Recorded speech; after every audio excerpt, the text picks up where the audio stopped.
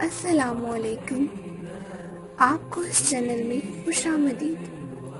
اس channel میں آپ کو ڈاکٹر فرحت ہاشمی کی زبانی اسلامی تعلیمات بتلائی جائیں گی۔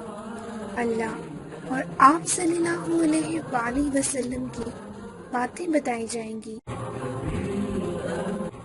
آپ ہمارے چینل کو سبسکرائب کریں اور تبلیغ کے کام کو آگے بڑھائیں۔